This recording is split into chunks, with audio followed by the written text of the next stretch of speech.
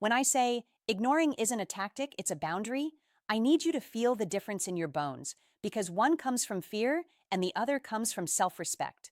A tactic says, if I do this, I can control their reaction. A boundary says, if I do this, I can protect my peace. And you deserve a love that doesn't require you to constantly calculate, to constantly perform, to constantly wonder which version of you will finally be enough. Because if you've been with someone avoidant, you know how easy it is to slip into chasing without calling it chasing. One extra message, one extra apology, one extra explanation, one extra attempt to prove you're not asking for too much until your entire nervous system is living on standby. A boundary begins the moment you stop feeding what hurts you. It's the moment you realize, my attention is not free, my access is not automatic, my emotional labor is not an unlimited resource. And I know, the second you pull back, guilt shows up. You start thinking, am I being cold? Am I being immature? Am I playing games? No, you're not playing games when you stop sacrificing yourself. You're not being cold when you stop chasing warmth that keeps disappearing. You're not being immature when you refuse to keep proving your worth to someone who benefits from your anxiety. Because here's the pattern. The dynamic works when you reach and they retreat. Your reaching makes the relationship feel alive. It keeps connection on life support. It gives them the comfort of distance while still receiving love. Your reaching teaches them they don't have to meet you because you will move toward them. And over time, you don't just lose them, you lose yourself. You start measuring your day by their reply. You start editing your feelings so you don't scare them. You start calling breadcrumbs effort, just because you're starving for consistency. So when you ignore, what you're really doing is breaking a cycle. You're stepping out of a role, the role of emotional caretaker, the role of the one who always makes it okay, the one who always smooths the edges, the one who always gives the benefit of the doubt. And it's not that you stop caring, it's that you stop performing love like a job interview. It's that you stop offering intimacy to someone who hasn't shown they can handle it with care. And here's why it feels so hard. Because your heart is used to reaching. Your heart thinks reaching is love. Your heart thinks effort equals safety. But real love doesn't require you to abandon yourself in order to stay connected. Real love doesn't punish you for having needs. Real love doesn't make you prove your worth through silence, through confusion, through waiting. A boundary sounds like this: I'm not going to keep explaining myself to someone who keeps dismissing me. A boundary sounds like, I'm not going to keep texting into emptiness just to feel something. A boundary sounds like, if you want access to me, it comes with respect, consistency, and clarity. And if they call that ignoring, let them. People who are used to you overgiving often label your boundaries as cruelty because your boundaries remove their comfort. But I want you to remember, the goal is not to make them chase you. The goal is to stop chasing them. The goal is not to make them miss you. The goal is to make you find yourself again. Because the moment you stop reaching, you start hearing your own voice, the one that's been whispering the truth for a long time. This is hurting me. And when you honor that voice, something sacred happens. You stop auditioning for love and you start choosing it calmly, firmly, with dignity, with peace. When you step back from an avoidant, what you're really doing is removing the one thing that quietly kept them comfortable: control of the distance. And I need you to understand this, because if you don't, you'll mistake their reaction for proof of love, when sometimes it's proof of panic. Avoidant patterns often feel safest when they can decide how close the connection gets, when they can pull away without consequence, when they can return on their terms, when they can keep you near without having to fully show up. That is how the dynamic survives. You reach, they retreat, you worry, they breathe, you explain, they go quiet, you try harder, they feel powerful. Not because they are bad people, but because distance has been their comfort for a long time. So when you stop chasing, when you stop checking, when you stop fixing, it's like you take the remote control out of their hands. They can't predict you anymore. They can't rely on your reassurance anymore. They can't take comfort in the idea that no matter how cold they get, you will still warm the room. And the moment that comfort disappears, the emotions they've been keeping buried start rising. That's why it can look like they are crashing out, because their usual method of regulating themselves, space, withdrawal, silence, suddenly doesn't feel soothing. It feels risky. It feels like loss. To you, it might look like a sudden shift, like they woke up and finally realized your value, but inside them, it often feels like an identity threat. If they are used to being the one who controls distance, your withdrawal changes the rules. Now they have to face uncertainty. Now they have to sit with the possibility that you won't be there when they return. Now they have to feel what they tried to avoid feeling, the consequences. And consequences are the one thing avoidant patterns hate most, because consequences mean accountability. And accountability means closeness. And closeness feels like exposure. So what happens? They start testing. They may send a small message, not deep, not honest, just a tap on the glass to see if you still respond. They may suddenly view your story like a silent way of saying, I'm still here, without actually showing up. They may become irritated because your silence feels like rejection. They may appear jealous because they feel their access slipping. They may even come in with intensity. Why are you acting like this? Did I do something? Are you talking to someone? Not because they suddenly became emotionally mature, but because they are trying to regain control of what feels unstable. And this is where your heart gets vulnerable, because your heart wants to believe that any attention is a sign, any reach is a sign, any message is the beginning of repair. You've been starving for closeness, so a crumb feels like a feast. But I need you to be steady here. Their urgency is not automatically love. Their discomfort is not automatically growth. Sometimes the crash out is simply their nervous system reacting to losing the position of power, not their heart choosing intimacy. This is why your boundary must be calm and consistent. If you rush back the moment they panic, you accidentally teach them the same old lesson, that they don't have to be consistent to keep you, they only have to feel uncomfortable for a moment, and then you'll return. But if you stay grounded, if you move slowly, if you require clarity and respect, you give the dynamic a chance to change. You create a new standard, not I will come back when you feel lonely, but I am available when there is safety. Because the truth is, love is not proven by how strongly someone reacts to losing you. Love is proven by how they treat you when they have you. Love is shown in steady effort, honest communication, and the willingness to repair without being forced. So if they come closer when you step away, don't be hypnotized by the intensity. Watch the consistency. Watch whether they can hold your feelings without shutting down. Watch whether they can take responsibility without blaming you. Watch whether they can meet you, not for a day, not for a week, but in a way that builds real trust. And if they can't, it doesn't mean your boundary failed. It means your boundary revealed the truth. It showed you that the distance was never the problem to them, the loss of control was. And that clarity, as painful as it is the beginning of freedom. When they start crashing out after you pull back, it can hit you like a wave, because suddenly the person who acted unbothered is now loud, reactive, urgent, and all over your emotional space. One day they were distant, cold, unreachable, and the next day they're watching your stories, sending messages, asking questions, showing up with energy you begged for months ago.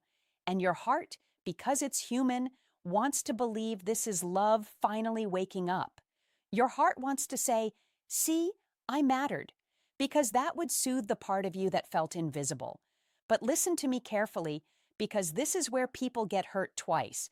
Not every emotional reaction is emotional growth, and not every urgent return is love. Sometimes what looks like love is panic. Sometimes what looks like missing you is losing access. Sometimes what looks like I realized your value is actually I realized I can't control the distance anymore.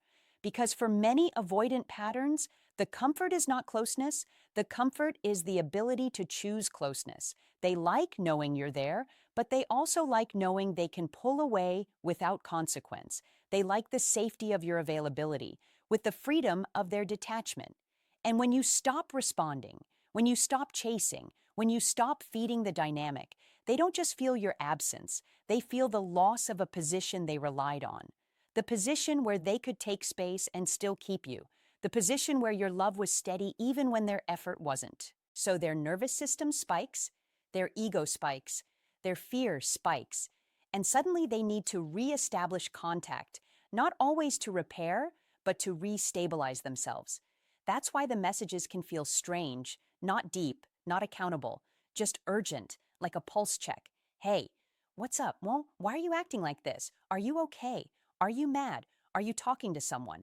Anything to get a response, anything to feel the rope is still tied. Because the moment you become unpredictable, they feel unsafe, and instead of leaning into vulnerability, they often reach for control. That's why you must watch actions, not intensity. Intensity is easy. Anyone can feel intense when they fear losing something. Intensity can be jealousy, it can be pride, it can be loneliness, it can be boredom, it can be the discomfort of consequences. But growth has a different signature. Growth is steady. Growth is humble. Growth doesn't demand instant access. Real change looks like, I understand why you stepped back, not, how dare you ignore me. Real change looks like accountability, not excuses. Real change looks like consistency over time, not one emotional rush followed by another disappearance. And please hear this because your heart is soft, and softness is beautiful, but softness without standards becomes self-betrayal. If they come back loud, emotional, urgent, and you immediately rush in to soothe them, you accidentally teach the old lesson again that panic earns access, that discomfort earns your attention, that they don't have to build safety, they just have to feel threatened. And then, once the threat passes, once they feel they have you again, the urgency fades and you're back in the same cycle, loving harder while they stay the same. So if they crash out, do not punish them, but do not reward chaos either. Move slowly, stay calm, keep your dignity, let your boundary remain a boundary. If they want you, let them show it with behavior that actually protects your heart. Clear communication, respectful tone, real repair, consistent effort, and the willingness to sit with your feelings without running, without flipping it on you, without making you pay for needing security. Because the strongest thing you can do is refuse to be hypnotized by intensity and choose the kind of love that proves itself quietly, repeatedly, and safely. The real power isn't in making them react, it's in choosing your peace. And I need you to hear that because when you've been hurt, when you've been ignored, when you've been made to feel small by someone's distance, the natural urge is to finally make them feel something. You think, if they could just experience what I experienced, they would understand. You want the moment they panic, the moment they regret, the moment they reach, because it feels like justice. It feels like proof that you mattered. It feels like the universe finally balancing the scales. But if your silence is built to provoke, it chains you to them. It keeps your attention wrapped around their reaction, and your healing becomes another form of waiting. There's a silence that is a weapon, and there's a silence that is peace. A weapon is loud even when it says nothing, because it's fueled by resentment and obsession. It keeps you checking, it keeps you strategizing, it keeps you emotionally hovering. Peace is quiet in your body. It's the kind of silence that doesn't need an audience. Peace is the moment you stop rehearsing what you'll say if they return. Peace is the moment you stop imagining them suddenly realizing your worth. Peace is the moment you stop living your life with one eye on the door, hoping they walk back in changed. Because if you've been with an avoidant, you know how easy it is to turn your love into a project. You analyze their behavior, you study their patterns, you try to predict their next move, you adjust yourself to keep them close. And then when you finally step back, the mind tries to turn that into another strategy. If I pull away perfectly, they'll come running. But the truth is, even if they do come running, if the reason you pulled away was to control them, you're still trapped in the same dynamic. You're still letting them dictate your emotional weather. You're still waiting for a reaction to tell you that you matter. You're still using their attention as a mirror for your value. Choosing peace is different. Choosing peace is you saying, whether you react or not, I am done abandoning myself. Choosing peace is you taking your energy out of the relationship lottery, where sometimes you win a message and sometimes you lose your dignity. It's you returning to your own life, your routine, your sleep, your friendships, your goals, your health, your joy, not as a performance, but as a reclamation. It's you refusing to let love feel like withdrawal symptoms. And I know this is where it gets emotional, because part of you still wants them to see you. Part of you still wants them to feel the loss. Part of you still wants the apology, the realization, the moment they finally say, I messed up. And that part of you isn't weak. It's simply the part of you that loved sincerely. But you have to lead that part of you with wisdom. You have to tell your heart, I know you want proof, but we are not going to keep bleeding for it. Because chasing a reaction is still chasing. Even if you're quiet for them, you are still not free. When your silence becomes peace, you stop measuring your progress by what they do. You stop checking their social media for signs. You stop reading between the lines of their random messages. You stop hoping they'll crash out so you can feel powerful. Power is not watching someone spiral. Power is being so rooted in your self-respect that their spiral no longer pulls you in. And if they come back, you'll know the difference between peace and provocation by one simple thing: you will not feel rushed. Peace does not rush. Peace does not panic. Peace does not beg. Peace does not trade standards for temporary closeness. Peace will ask calmly, what has changed? Peace will require consistency, not intensity. Peace will require accountability, not charm. Peace will protect your heart, even while it stays open. So choose peace, not because you don't care, but because you care about the person you become when you keep tolerating what hurts. Choose peace, because your life is too valuable to be spent trying to trigger someone into loving you correctly. Choose peace because the real flex is not making them react. The real flex is becoming someone who no longer needs their reaction to feel whole. If they come back, your standard must be repair, not nostalgia. And I'm saying that because nostalgia is one of the most powerful traps your heart can fall into. It's the voice that whispers, remember how good it felt at the beginning. Remember how special you felt when they chose you. Remember the chemistry. Remember the promises. And suddenly, your mind becomes a highlight reel that edits out the nights you cried, the confusion, the mixed signals, the way you felt like you were always reaching for someone who kept moving the finish line. Nostalgia can make you forget that the sweetest moments don't cancel the painful ones, and that love is not proven by intensity in the beginning, it's proven by consistency in the middle. Because when an avoidant returns after you pull back, it can feel like a miracle. It can feel like the universe finally answered you. It can feel like validation, like, see, they couldn't forget me. And in that moment, your heart wants to open the door wide. It wants to rush in. It wants to forgive quickly. It wants to believe this is the happy ending. But if you let nostalgia lead, you will hand them full access before you see whether they have the capacity to treat you differently. Nostalgia makes you accept words instead of patterns. Nostalgia makes you accept emotion instead of effort. Nostalgia makes you accept I missed you, as if it automatically means I will show up for you. Repair is different. Repair has weight. Repair takes humility. Repair takes time. Repair is not just contact, it's clarity. It's not just returning, it's rebuilding. It's someone being willing to sit in the discomfort of what happened without running, without blaming you for your feelings, without making you feel like you're too much, for asking for basic respect. Repair is the ability to say, I understand why you pulled away, and I want to do this differently, and then proving it calmly, consistently, over time. So your standard has to be specific, not emotional, because emotions are easy in the moment. Anyone can feel a rush when they fear loss. Anyone can show intensity when they're lonely. Anyone can say the right words when they want access again, but can they communicate when it's not convenient? Can they be consistent when they feel triggered? Can they stay present when the relationship requires accountability? Can they respond with care when you're upset, instead of shutting down or turning cold? Can they respect your boundary without punishing you for it? Can they move at your pace, not just their own? And here's the part that is both heartbreaking and empowering. You must be willing to disappoint them if necessary. Because if your boundary is real, it will sometimes make people uncomfortable. If your standard is real, it will sometimes mean saying no, even when your heart wants to say yes. It will mean not rushing back into late-night conversations that go nowhere. It will mean not accepting vague messages as proof of change. It will mean not rewarding inconsistency just because it arrived with charm this time.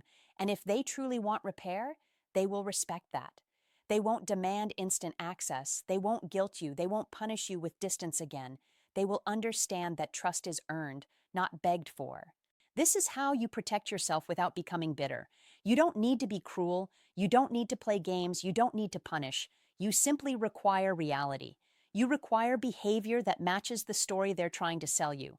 You require the kind of love that is safe, not just exciting. Because if you keep choosing nostalgia, you will keep choosing the version of them that only exists in your mind.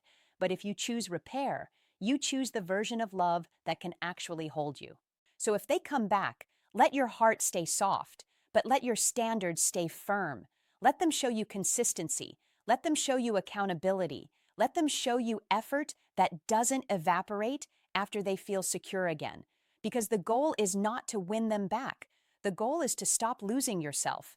And the moment you make repair the standard, you stop being a place they visit when it's convenient, and you become a life they have to meet with real commitment, real care, and real change.